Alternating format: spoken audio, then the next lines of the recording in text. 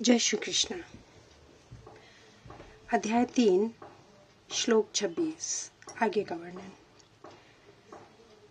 अनुवाद। विद्वान व्यक्ति को चाहिए कि वह सकाम कर्मों में आसक्त अज्ञानी पुरुषों को कर्म करने से रोके नहीं, ताकि उनके मन विचलित न हो, अपितु भक्ति भाव से कर्म करते हुए वह उन्हें सभी प्रकार के कार्यों में लगाए, जिसे कृष्ण भावनामृत का क्रमिक विकास हो। तात्पर्य: वेदश्च सर्वैरहमेव वेद। यह सिद्धांत संपूर्ण वैदिक अनुष्ठानों की पराकाष्ठा है। सारे अनुष्ठान, सारे यज्ञ कृत्य तथा वेदों में भौतिक कार्यों के लिए जो भी निर्देश है, उन सबों समेत सारी वस्तुएं कृष्ण को जानने में निमित्त हैं, जो हमारे जीवन के चरम लक्ष्य हैं। लेकिन चूंकि बुद्धिजीव इंद्रिय तृप्ति के अतिरिक्त और कुछ नहीं जानते, अतः वे वेदों का अध्ययन इसी दृष्टि से करते हैं। किंतु सकाम कर्मों तथा वैदिक अनुष्ठानों के द्वारा नियमित इंद्रिय तृप्ति के माध्यम से मनुष्य धीरे धीरे कृष्ण भावनामृत को प्राप्त होता है। अतः कृष्ण भावनामृत में स्वरूप सिद्ध जीव को चाहिए कि अन्यों को अपना कार्य करने या समझने में बाधा न पहुंचाए, अपितु उन्हें यह प्रदर्शित करे कि किस प्रकार सारे कर्मफल को कृष्ण की सेवा में समर्पित किया जा सकता है। कृष्ण भावना भावित विद्वान व्यक्ति इस तरह कार्य कर सकता है कि इंद्रिय तृप्ति के लिए कर्म करने वाले अज्ञानी पुरुष यह सीख ले कि किस तरह कार्य करना चाहिए और आचरण करना चाहिए। यद्यपि अज्ञानी पुरुष को अपने कार्यों में छेड़ना ठीक नहीं होता, परंतु यदि वह रंच पर भी कृष्ण भावना भावित है, तो वह वैदिक विधियों की परवाह न करते हुए सीधे भगवान की सेवा में लग सकता है। ऐसे भाग्यशाली व्यक्ति को वैदिक अनुष्ठान करने की आवश्यकता नहीं होती रहती, क्योंकि प्रत्यक्ष कृष्ण भावनामृत के द्वारा उसे वे सारे फल प्राप्त हो जाते हैं जो उसे अपने कर्तव्यों के पालन करने से प्राप्त होते हैं। श्लोक 27। अनुवाद। जीवात्मा अहंकार के प्रभाव से मोहग्रस्त होकर अपने आप को समस्त कर्मों का कर्ता मान बैठता है, जबकि वास्तव में वे प्रकृति के तीनों गुणों द्वारा संपन्न किए जाते हैं। तात्पर्य: दो व्यक्ति जिनमें से एक कृष्ण भावना भावित है और दूसरा भौतिक चेतना वाला है, समान स्तर पर कार्य करते हुए समान पद पर प्रतीक हो सकते हैं, किंतु उनके पदों में आकाश पाताल का अंतर रहता है। भौतिक चेतना वाला व्यक्ति अहंकार के कारण आश्वस्त रहता है और वहीं सभी वस्तुओं का करता है। वह यह नहीं जानता कि शरीर की रचना प्रकृति द्वारा हुई है, जो परमेश्वर की अध्यक्षता में कार्य करती है। भौतिकवादी व्यक्ति यह नहीं जानता कि अंतोगत्वा वह कृष्ण के अधीन है।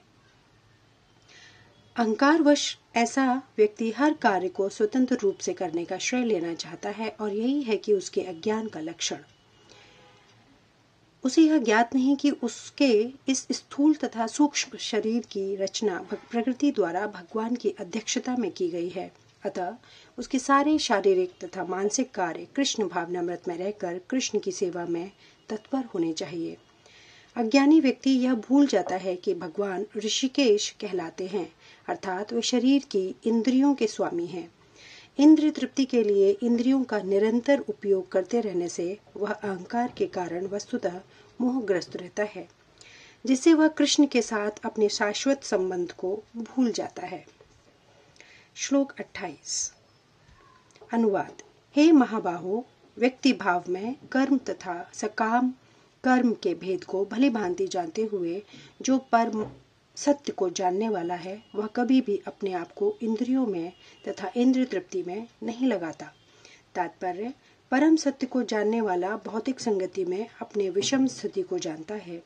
वह जानता है कि वह भगवान कृष्ण का अंश है और उसका स्थान इस भौतिक सृष्टि में नहीं होना चाहिए। वह अपने वास्तविक स्वरूप को भगवान के अंश के रूप में जानता है, जो सत्य चित्त आनंद है, और उसे यह अनुभूति होती रहती है कि मैं किसी कारण से देहात्म बुद्धि में फंस चुका हूँ। अपने अस्तित्व की शुद्ध अवस्था में उसे सारे कार्य भगवान कृष्ण की सेवा में नियोजित करने चाहिए। फलतः वह अपने आप को कृष्ण भावनामृत के कार्यों में लगाता है और भौतिक इंद्रियों के कार्यों के प्रति स्वभावतः अनासक्त हो जाता है, क्योंकि ये परिस्थिति जय तथा अस्थायी हैं। वह जानता है कि उसके जीवन की भौतिक दशा भगवान के नियंत्रण में है। फलतः वह सभी प्रकार के भौतिक बंधनों से विचलित नहीं होता, क्योंकि वह इन्हें भगवत कृपा मानता है। श्रीमद् भागवत के अनुसार जो व्यक्ति परम सत्य को ब्रह्मा, परमात्मा तथा श्री भगवान इन 3 विभिन्न रूपों में जानता है, वह तत्वत कहलाता है, क्योंकि वह परमेश्वर के साथ अपने वास्तविक संबंध को भी जानता है। श्लोक 29। अनुवाद। माया के गुणों से मोहग्रस्त होने पर अज्ञानी पुरुष पूर्णतः भौतिक कार्यों में संलग्न रहकर उनसे आसक्त हो जाते हैं। यद्यपि उनके ये कार्य उनके ज्ञान भाव के कारण अध्यम होते हैं, किंतु ज्ञानी को चाहिए कि उन्हें विचलित न करे। तात्पर्य, अज्ञानी मनुष्य स्थूल भौतिक चेतना से और भौतिक उपाधियों से पूर्ण रहते हैं। यह शरीर प्रकृति की देन है, और जो व्यक्ति शारीरिक चेतना में अत्यधिक आसक्त होता है वह मंद अर्थात आलसी कहा जाता है। अज्ञानी पुरुष शरीर को आत्म स्वरूप मानते हैं। वे अन्यों के साथ शारीरिक संबंध को बंधुत्व मानते हैं। जिस देश में यह शरीर प्राप्त हुआ है उसे वे पूज्य मानते हैं, और वे धार्मिक अनुष्ठानों औपचारिकताओं को ही अपना लक्ष्य मानते हैं। ऐसे भौतिकताग्रस्त उपाधिकारी पुरुषों के कुछ प्रकार के कार्यों में सामाजिक सेवा, राष्ट्रीयता तथा परोपकार है। ऐसी उपाधियों के चक्कर में वे सदैव भौतिक क्षेत्र में व्यस्त रहते हैं। उनके लिए आध्यात्मिक बोध मिथ्या है, अतः वे इसमें रुचि नहीं लेते। किंतु जो लोग आध्यात्मिक जीवन में जागरूक हैं, उन्हें चाहिए कि इस तरह भौतिकता में मग्न व्यक्तियों को विचलित न करें। अच्छा तो यही हुआ कि वे शांत भाव से अपने आध्यात्मिक कार्यों को करें। ऐसे मोहग्रस्त व्यक्ति अहिंसा जैसे जीवन के मूलभूत नैतिक सिद्धांतों तथा इसी प्रकार के परोपकारी कार्यों में लगे हो सकते हैं। जो लोग अज्ञानी हैं वे कृष्ण भावनामृत के कार्यों को समझ नहीं पाते। अतः भगवान कृष्ण हमें उपदेश देते हैं कि ऐसे लोगों को विचलित न किया जाए और व्यर्थ ही मूल्यवान समय नष्ट न किया जाए। किंतु भगवत भक्त भगवान से भी अधिक दयालु होते हैं, क्योंकि वे भगवान के अभिप्राय को समझते हैं। फलतः वे सभी प्रकार के संकट झेलते हैं, यहाँ तक कि वे इन अज्ञानी पुरुषों के पास जा जाकर उन्हें कृष्ण भावनामृत के कार्यों में प्रवृत्त करने का प्रयास करते हैं, जो मानव के लिए परम आवश्यक है। श्लोक 30। अनुवाद। अतः हे अर्जुन, अपने सारे कार्यों को मुझ में समर्पित करके मेरे पूर्ण ज्ञान से युक्त होकर लाभ की आकांक्षा से रहित, स्वामित्व के किसी दावे के बिना तथा आलस्य से रहित होकर युद्ध करो। तात्पर्य, यह श्लोक भगवत गीता के प्रयोजनों को स्पष्टता इंगित करने वाला है। भगवान की शिक्षा है कि स्वधर्म पालन के लिए सैन्य अनुशासन के सुदृढ़ पूर्णता कृष्ण भावना भावित होना आवश्यक है।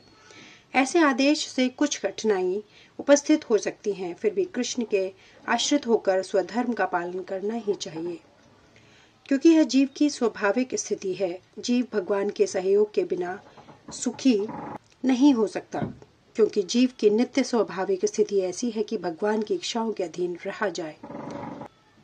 अतः श्री कृष्ण ने अर्जुन को युद्ध करने का इस तरह आदेश दिया मानो भगवान उसके सेनानायक हों। परमेश्वर की इच्छा के लिए मनुष्य को सर्वस्व की बलि करनी होती है और साथ ही स्वामित्व जताए बिना स्वधर्म का पालन करना होता है। अर्जुन को भगवान के आदेश का मात्र पालन करना था। परमेश्वर समस्त आत्माओं की आत्मा है, अतः जो पूर्णतः परमेश्वर पर आश्रित रहता है, या दूसरे शब्दों में जो पूर्णतः कृष्ण भावना भावित है, वह अध्यात्म चेतस कहलाता है। निराशी का अर्थ है स्वामी के आदेशानुसार कार्य करना, किंतु फल की आशा न करना। कोषाध्यक्ष अपने स्वामी के लिए लाखों रुपए गिन सकता है, किंतु इससे वह अपने लिए एक पैसा भी नहीं चाहता। इसी प्रकार मनुष्य को यह समझना चाहिए कि इस संसार में किसी व्यक्ति का कुछ भी नहीं है, सारी वस्तुएं परमेश्वर की हैं। मैं अर्थात मुझ में का वास्तविक तात्पर्य यही है।